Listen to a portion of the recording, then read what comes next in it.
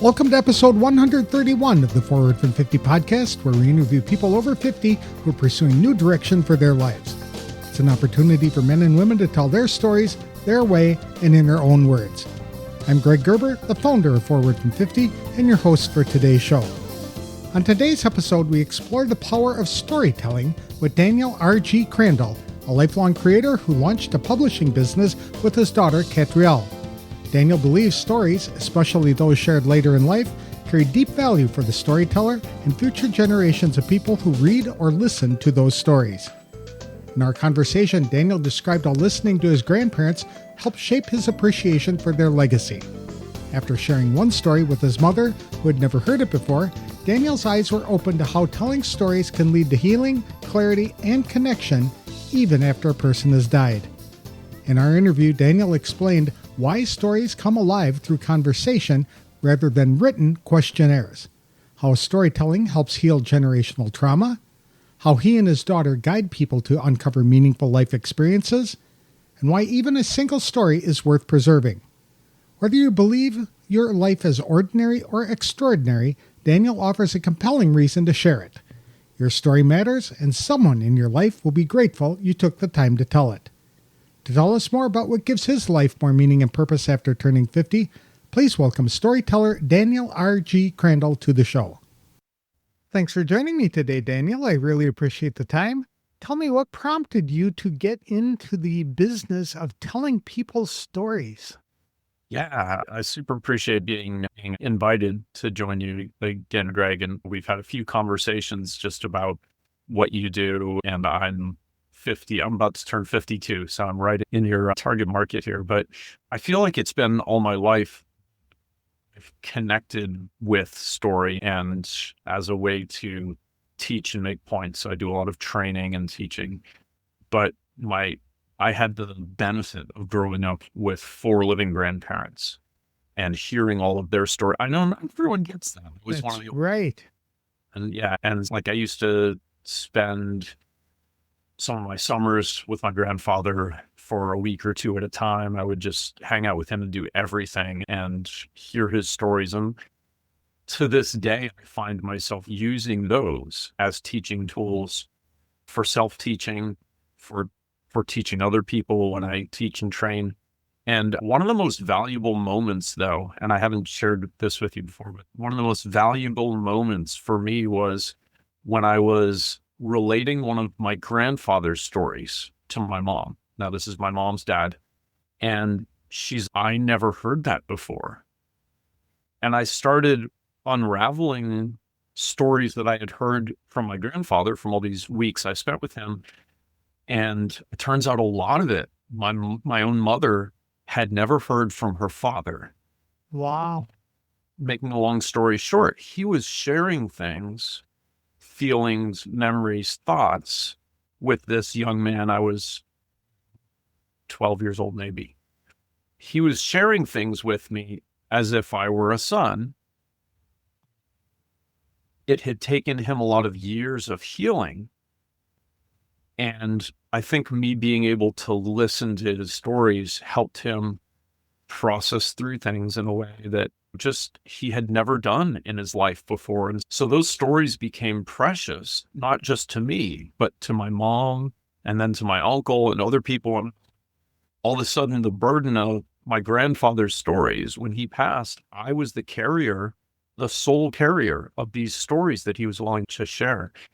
And so I have a lot of other stories about gathering stories, but that was an impactful moment that I look back on, and I wish I had listened more closely. I wish I had written down and recorded and asked him to share more. It was just in a friendly environment. It was all wonderful. There was a lot, but I know there was more. And it's now gone. He's passed away. He was very old when he died. He was 90, I think 93 or something like that, which is a good old age. That's a long way to tell just one of the experiences that really led me into understanding the value and impact and healing that goes along with story. I had a similar experience with my grandmother on my mom's side. I had the opportunity to record her telling her story many years ago, just about the time digital recorders came onto the market. And when I released some of that and shared that with her own kids, they had not heard those stories. And you're absolutely right. These stories connect us, especially generation to generation. Yep. Yeah. Yeah. My mother felt like a lot of it shed light on her ability to heal and forgive and like to relate to her own dad even after he had died. Like it actually improved her relationship in her mind with him based on what he had gone through. And yeah, so much value in that. And I think that's there was trauma in his life and there was trauma in my mother's youth growing up in the sense of my grandfather's first son was killed right outside of their house by a car going too fast down the road. So instantly and so that there were three other children in the family, but that was an overriding story there in my mother's childhood and growing up. So I was able to reframe a lot of that and the experiences my grandfather went through.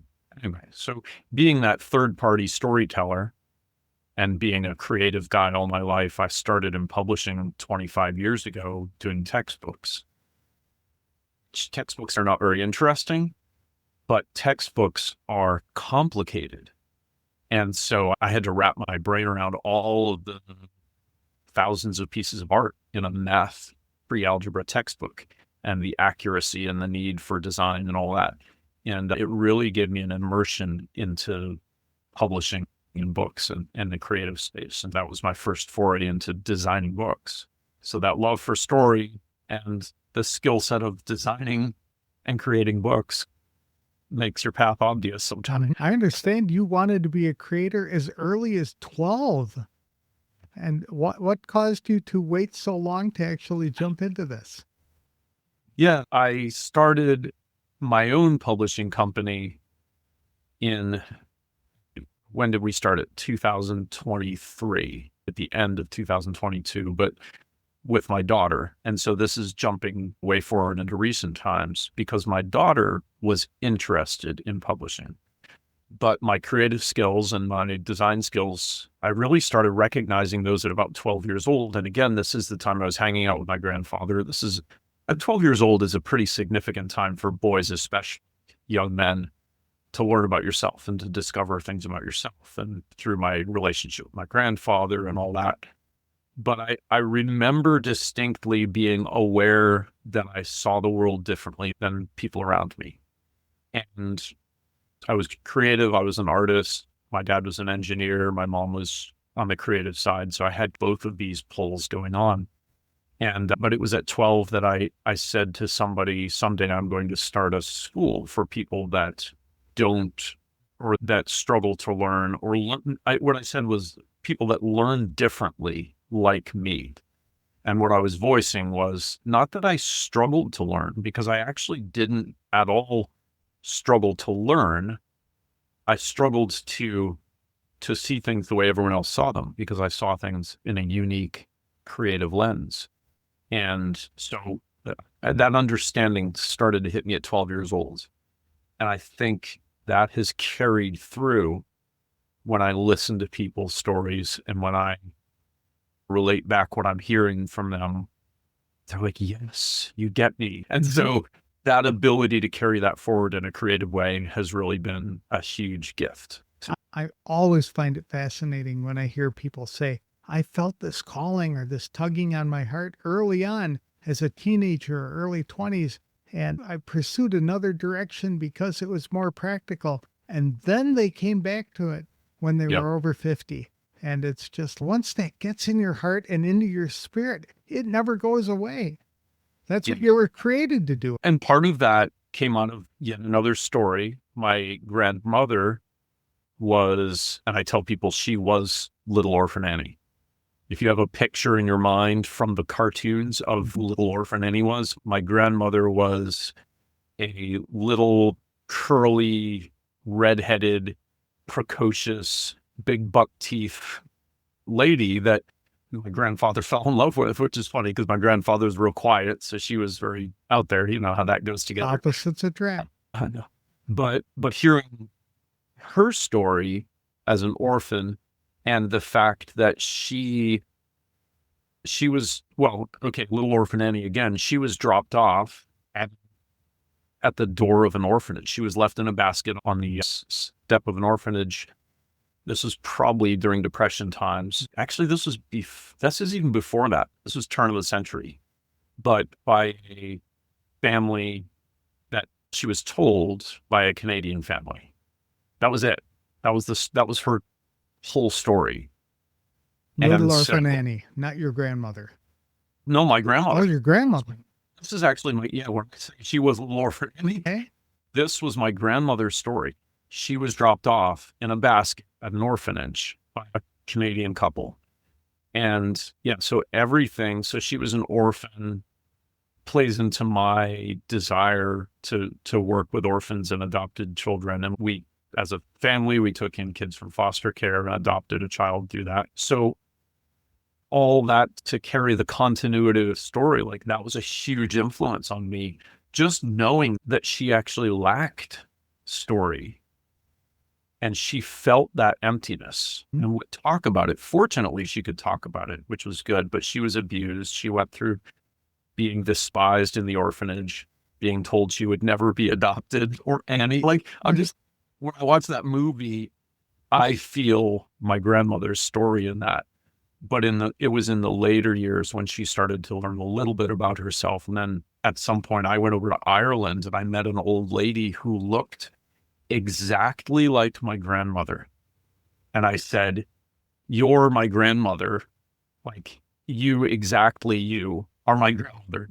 She was deceased already at this point. When I said, "Tell me your story, because whoever you are, my grandmother comes from your city, comes from your village, and she might even be your." So I sat at this old lady's feet and she told me all about the place in Ireland where my grandmother probably came from.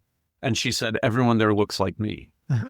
So like all of a sudden I had this story to my grandmother, who unfortunately she didn't get to hear that part, but I have this connection with where my grandmother's family came from at some point back in Ireland. Anyway, it's really neat that when people tell their stories like that, it does provide the connection and puts all kinds of things into context. You don't realize it when you're growing up as a kid, why mom and dad act the way they did and why they might have hurt you through their own actions. And then when you hear their stories and you realize what they went through themselves, it shines a whole new light on the experience, which again is why it's so important for seasoned citizens to share their stories. Yeah, totally. And I was going to say, I have a younger client right now who went through a whole lot of trauma in her life. I can't even tell the story because we're working on the book now, but she's actually a public figure and she reveals a whole lot of trauma that she went through. And she started it as an expose to tell what was happening, almost to defend herself against attacks she was still undergoing because of her public figure nature. But she didn't understand how cathartic it was, how much it would help her unpack, unveil, understand, and reframe and put context to her life in just writing that story down. It's not even published yet, but just in the process of capturing that, going through the editorial process. Yeah. So what we do, my daughter and I, my daughter works in the publishing industry with me, and she started at 16 because she had the creative skills and was curious about this. But what we do is we actually do interviews where we can build people's story through interviews and ask them questions. Mm-hmm. People love to share, but it's meaningful to look somebody in the eye and listen to their story and ask them questions and get clarity and ask them about the significance, or even share empathetically in that story.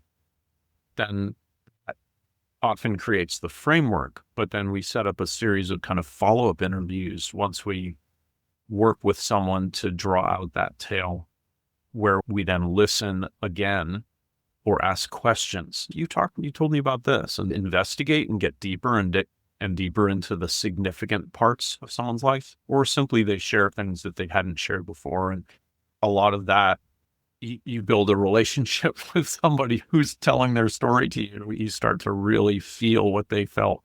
And it helps us write and create and draw out the meaningful aspects of that for them to share with their family and everybody. I love that, because there are organizations or companies out there who are telling people stories, and they're doing it by emailing questions to individuals and having the individuals write out their story themselves and mail it back.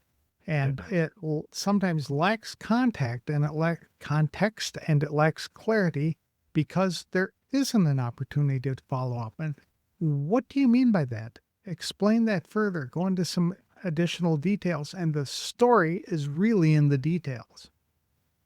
The story is in the details, and it's in the human connection. Correct. So, as you and I are chatting, like, I share the story of my grandmother. If I just narrated this to no audience, it would probably fall flat. It's really hard to emotionally capture that. And maybe actors can do it. They learned how to deliver content like that. But normal people are not built to screw up their courage and tell a story in an emotional way on a video with nobody there. It just doesn't apply. And email is even less personal. And I like that those systems are gathering people's stories. And I work with a writer out of Maine who, she has a lot of connections, and she's elderly herself. Her husband was a publisher and he died. And so she connected with me to help her with that part of her business, do the part that her husband was doing. And so I partnered with her. But she has a lot of people's stories. They start those email programs with the kids, send it to them, and they start that. But it's boring.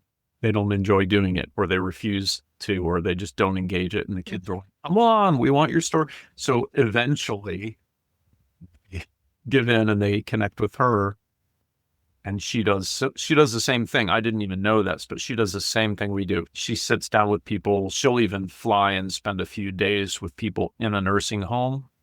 If their memory is going, she'll spend like several days there.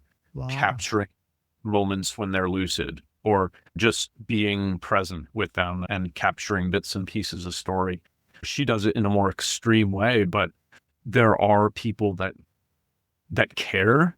Like she and I are funny because we'll get on a call talking together. We get all excited about how passionate we are to listen to somebody share their life with us before that is gone. It's funny that you mentioned that, because a lot of kids buy their parents these programs to tell their story. And for them, it's too much work. They just don't want to do that. They don't want to type it out, and they don't know what's going on. But if you sit down and actually ask them questions, many people are more than happy to tell their stories. They love the spotlight.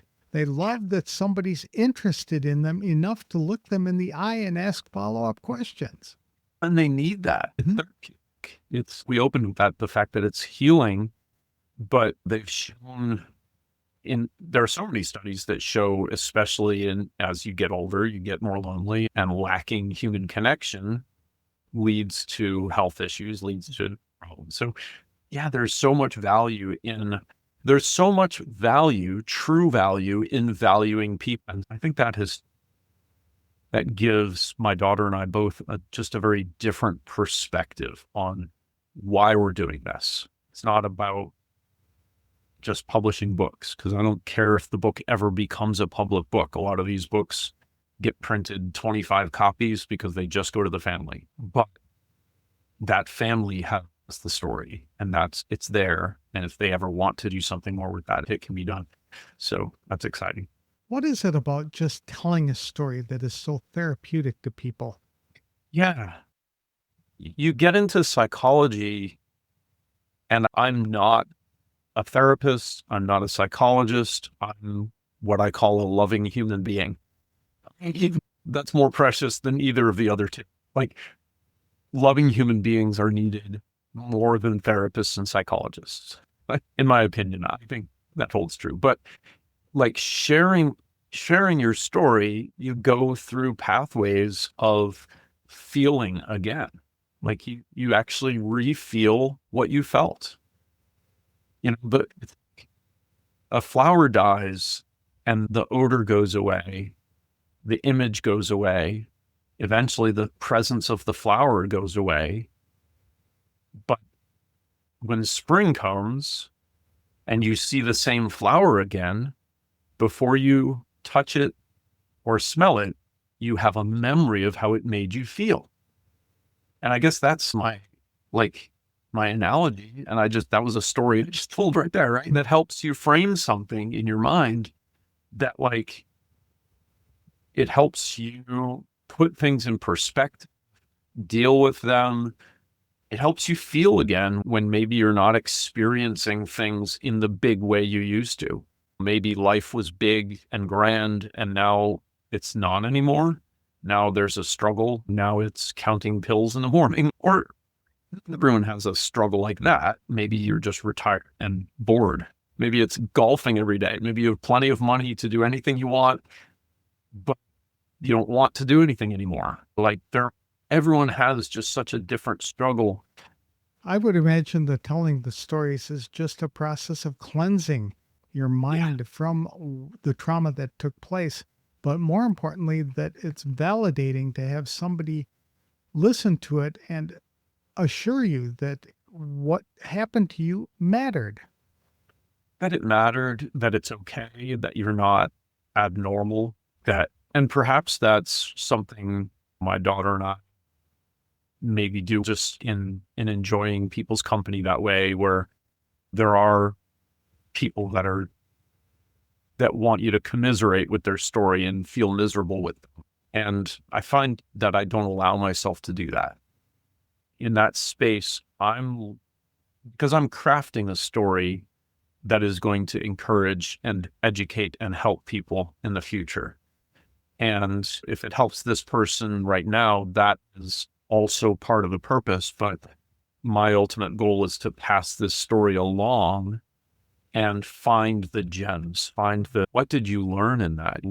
How did that change the way you did this? How did that affect X, Y, and Z in your life? What would you have done differently? Knowing now, what's the lesson you got from that? I know that was horrible. What's the lesson? And so I think not only is that valuable to the story, but that is helping a person who's lived those experiences to see that there's a greater purpose in what they experienced. Telling their story helps someone else learn and grow, whether it's to avoid or make a decision or just to reframe their own trauma, whatever the case may be. It can be anything, but then all of a sudden that trauma becomes bigger than you. It's no longer just about you. And it's now about, okay, people experience hard things. What did I do to overcome? I didn't kill myself. I'm still here. How did I overcome? How did I manage to still raise a family and be alive and be there for my grandchildren and still to this day tell the story? I know. So, yeah. I know that generational trauma can be really hard on families because what happens in great-grandfather is passed down to grandfather, passed down to your own father kind of thing. And simply telling the story might be a way to put an end to it by saying that this is the impact, this is what I experienced, and you might as well, but here's what you can do to overcome it. Yeah, absolutely. I agree with that wholeheartedly. I have my own stories. I think when we met before, I talked about how I have a couple of significant stories of my own that I haven't yet published. I've worked in bits, in journals, in different ways to tell those stories and to write and capture them, but I need to publish those as well. And I recognize that. That's part of what I'm heading toward in this year. What's the name of your company? So Alisona.com is where we connect with people to publish family histories and memoirs. And it's just Allison A. What's the meaning behind it? Yeah, Alisona there's a story behind that name, right? Arizona is a small area just south of where I live in Tennessee. So if you look it up on the map, you'll find me. But Alisona.com, Alisona, in that area, I met older man and his wife who live in a log cabin in Alisona, lived in a log cabin in Alisona. And this gentleman kept telling me how much story he had, and we connected, and I listened to some of those. I really wanted to pursue capturing more of his story and telling that and sharing it with the world. He was very connected in the music industry, kept saying he wanted to share some of these things. And it was maybe 3-4 months ago that I actually sent him a text message, and his wife called me back and said he had passed. Oh, And yeah. And so I had that website and domain name because it's a local area that I wanted to tell stories about, but it changed into a cautionary tale of, yeah, you're not going to capture everybody's stories, but this man really had a lot to tell and share, and just his life was very busy. And so he didn't have a bad life, but I regret I wasn't able to carve out the time and find time to sit with him and listen more, record his stories, and get some of those connections and tell that. So a lot of that goes with him.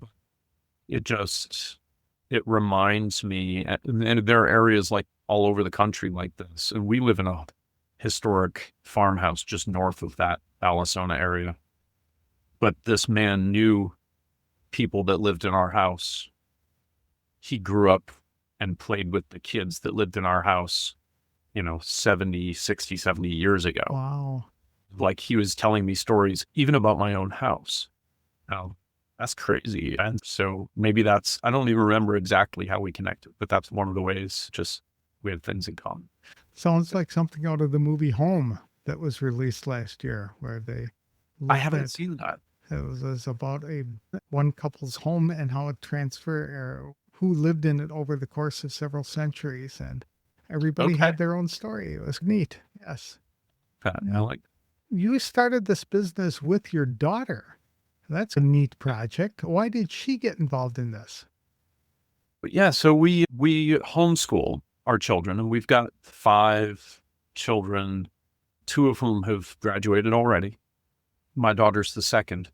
And part of what we do is we want to make sure our children have successful skills. Like, this is high school, and you're teaching your children how to become adults, finish high school, finish well. So senior year, we work with our kids to make sure that they have a business of some sort. They have, whether it not just a marketable skill, although that's a first part of it, but they have the ability to go somewhere and make money. Whether that's, I don't care if you want to start a lawn mowing business. My senior coming up right now is 17 years old, and he's making money through soccer. I'm like, I don't care if you want to play soccer, you're going to have a formula for making money with soccer. And so he's created a website, and he's developing. So my point is, my daughter, 16 years old, was interested in publishing, and she knew I had published books years ago, and I had moved into corporate marketing and all that stuff. And when she started pressing me on it, she said, I think I want to start a publishing company. She just said this offhanded. I said, how about doing that for your senior year? You can start and run a publishing company. You do everything that requires. And I guarantee you that meets all of the requirements for high school senior year, because there's math in there, there's finance, there's communication, there's creativity, there's everything in that. There's science, there's engineering, there's a little bit of everything, but it's a very practical way to spend your senior year in high school. Yeah. So we did that. We started that publishing company, and I challenged her to publish. We needed some goals and some targets. I challenged her to publish a book a week, and she did. So she did 50 books over a year. I said that met the requirement. We'll allow you 2 weeks vacation. And please call that. And yeah, so over the course of a year, she published a book a week, met that standard, designed some incredibly beautiful works, and then published some basic just like public domain works, because she had her mind set and her eye set on the goal. Mm-hmm. She was working on this big project that was going to take 2 months. She had to get a book out this week. So she would find a public domain work and publish that, or something can be published their book. So yeah, so that kind of, once she did that, I said, okay, now the next part of the plan is you can own the company yourself, or we can manage this together if you want my expertise. She opted for us to stay together and work on this together. So myself in a publishing company, publishing people's books and connecting with a ton of people over this. So it's taken a life of its own, which I love. So are you more involved in interviewing people and capturing their stories, or in designing the books that you guys produce? Before I started this publishing company, I run a training company. So I teach creative skills. I teach entrepreneurs and a lot of people in their second career. I teach them how to do the creative part of their business with technology, whether that's marketing, connecting with an audience, email lists, all those things, designing things. And a lot of those people were in the speaking world, and so they had books to publish. And so there's kind of a tight marriage in there. I do a lot of teaching and training and coaching. I tend to get the clients, and my daughter does the interviewing and writing. But we work together. A lot of people that come to us have already written a lot of their book. Because we're an established publishing company, we get a lot of people who come to us that already have an outline in a journal or in some form. And so we're starting from that. But we're getting more and more, we're just starting to get more and more people who have nothing, in which case we have to do this interview process of starting from the ground up and just capturing your story. So I don't know if that made sense. That process seemed a little elusive. We publish books. We help people publish their own books. And whenever possible, we want to write and capture other people's stories. If someone we're even throwing around the ideas of people come to us and they only have a short story that they want to tell. I'm going to get 12 people together and publish a book of 12 people's short story. That's fun. So if that's the only story you want to tell, if it's just a short story, not your life story, let's tell that story too. So that's the next project we've been looking at, is how do we just value that, even the small stories that matter to people. If somebody wanted to tell their own life story, what aspects of those stories do you think people would find most valuable? Do they need to know every place that they lived growing up and all the schools they attended and their favorite colors and favorite TV shows and things like that? Or are there things that are more important? Yeah, that's a funny question, because a lot of those questions are in the developmental email story. Okay. But not ours. We're asking people, I do want to know a little bit of the timeline of their story, their life timeline, when and where they were. But we use those as launching off points so that when they're telling us a story about Arizona later on, I know that fits in the time when they lived in Arizona. And then I can ask more pointed questions. Now, you moved to Arizona in 1949. Was this right after you moved, or was this before you left? When was this? Or would you go back and visit? That helps us frame story like that. But my part, and a significant part of what I do in the business, is editorially read through and look for ways that story is impactful and try to draw those out. It started as just that needs to be its own chapter or chapter title. But then once we have a chapter and chapter title, now we want to explore that topic and the impact of that.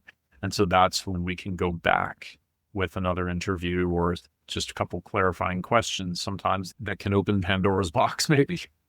But it's amazing how, being from the outside, like usually I'm a stranger to these people, and when I see those and recognize those valuable story points, oftentimes they didn't pick up on that. And so they find like fresh value. Like they're like, oh, I didn't realize that happened. Oh, I didn't make that connection. Oh, I didn't realize how important that was. I didn't know that nobody else experienced life this way. I didn't know that, you know what I mean? They have all these things that are in their mind, just part of a plain story. But when I bring the wow factor to that, all of a sudden they're like, oh, my story is more significant than I thought.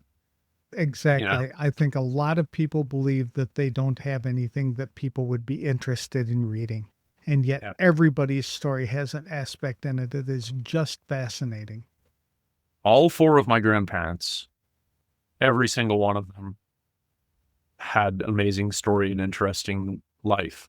When I look back and I think through what that story was, I'm like, it's the same as a lot of other people I've talked to.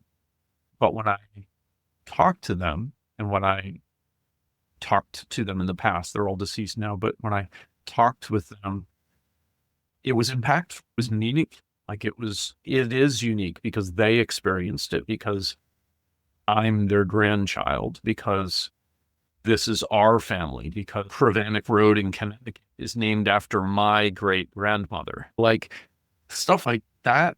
It's a little thing, but it's wow, there's a road in Connecticut. It's got our name on it, and it was my grandmother's farm. Have you faced any challenges when doing your business? I have a lady I'm working with right now in New York City, and she's not interested in publishing her memoir, but she had a bunch of children's books that she had written, and she tried to publish them twice, and she's spent almost $50,000 with people. Yeah, I know. And it makes me sick to tell the story of like how horrible that was. So she connected with me because she wanted to publish it herself. And she's got MS. She shakes like crazy. She can barely hear. She doesn't see very well. So we meet on Zoom, and she has to like lean way in, and she has what I'm saying is actually transcribed on the screen.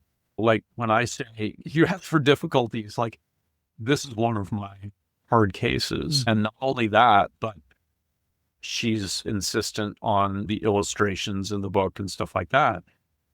I'll be honest, she's not the easiest person to work with either, because she's struggling. She was taken advantage of. I had to come up with and I didn't have to.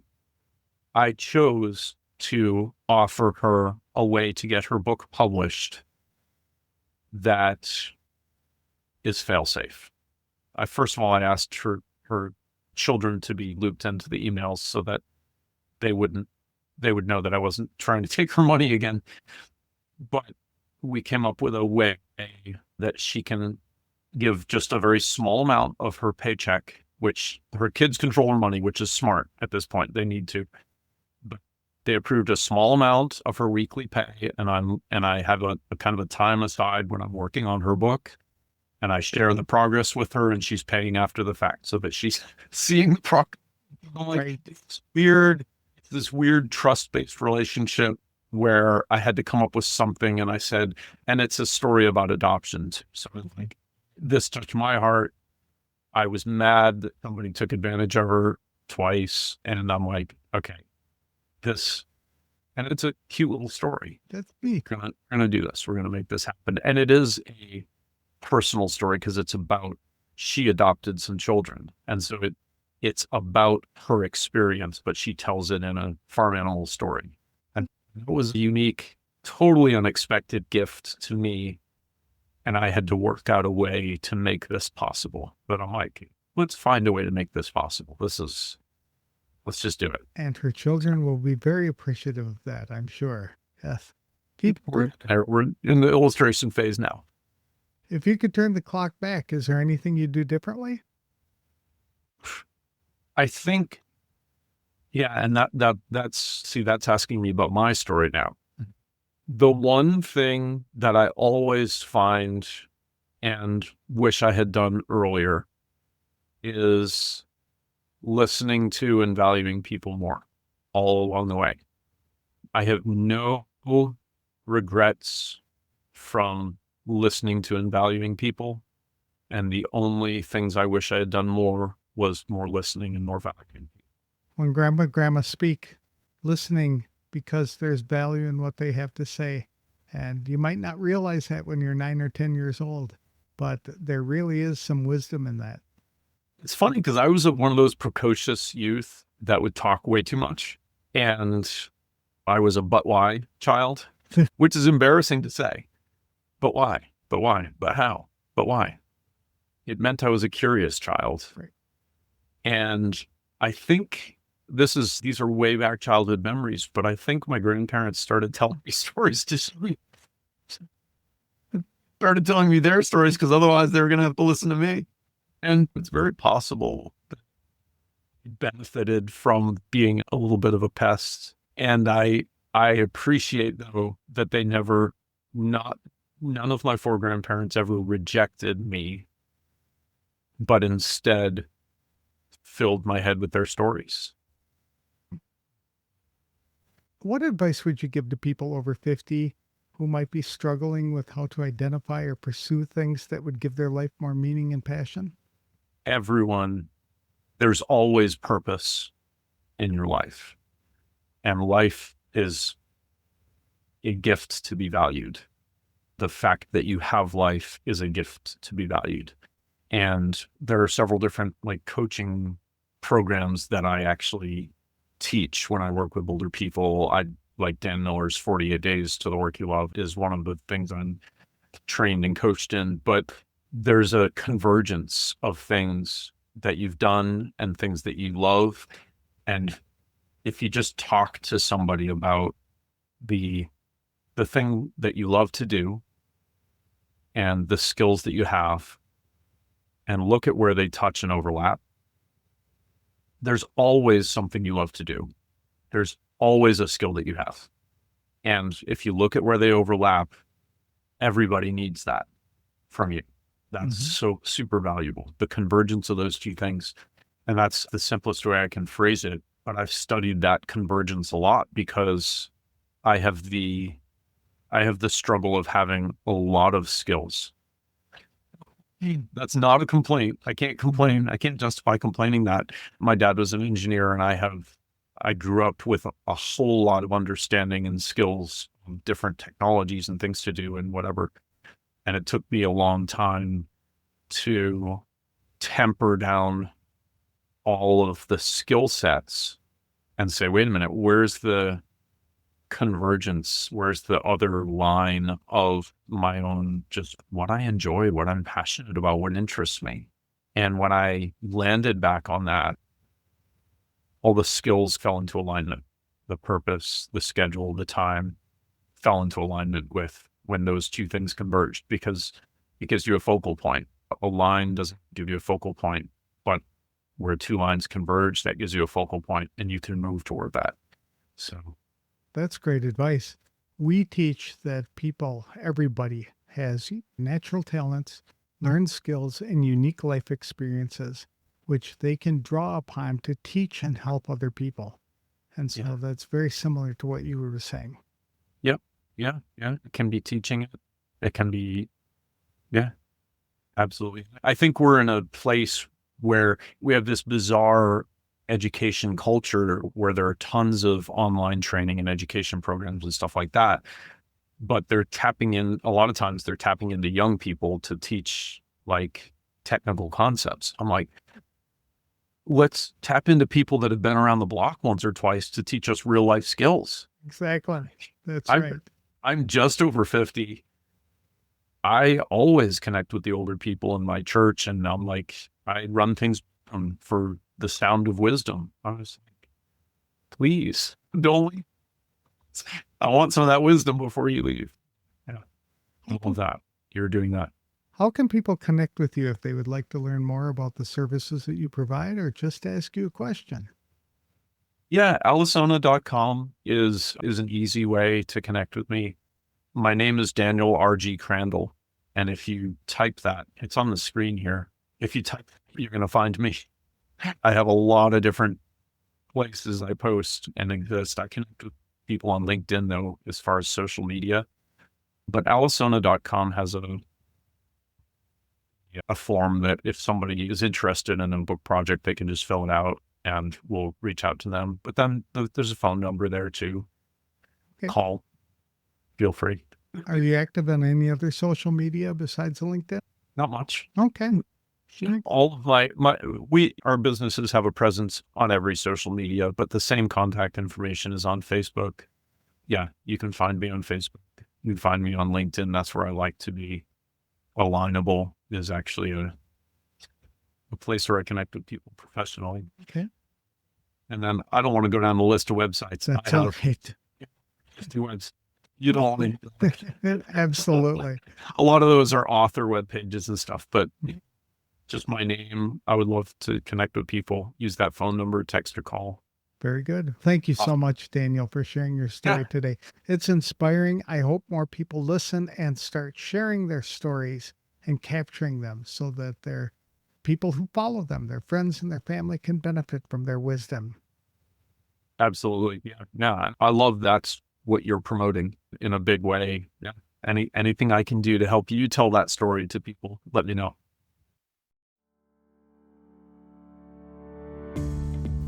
After turning 50, Daniel Rg Crandall found deeper purpose in helping people preserve their personal stories.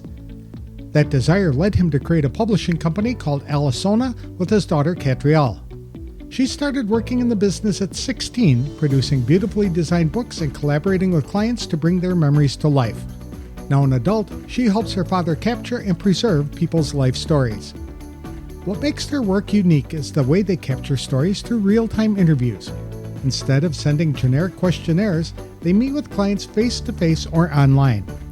These conversations help uncover stories that often surprise even the storytellers themselves. The process not only preserves memories, but also brings healing and understanding in ways that writing alone can rarely achieve. Daniel and his daughter work with people who want to publish books for their families, not necessarily the world. Some projects produce only a few copies. However, others begin with a single short story that become the seed for something even more. Either way, their mission is the same, to help people capture the meaning behind their experiences and ensure those stories are not lost. Daniel said that if he could do anything differently, he would have listened more. He values people deeply and wishes he had taken time to hear their stories while they were still alive. That realization now fuels everything he does. To learn more or to connect with Daniel, visit www.alisona.com. You can also find him on Facebook or LinkedIn. He welcomes conversations with people who are ready to share their stories, whether it is long or short or still in the making. That's all for this week's show. If you'd like to start living a more meaningful life, I encourage you to download our free guide to finding purpose, which is available at www.forwardfrom50.com. I'll have another inspirational interview on the next episode of the Forward from 50 podcast. Thanks for listening. If you like the show, please consider leaving a review wherever you download the episodes.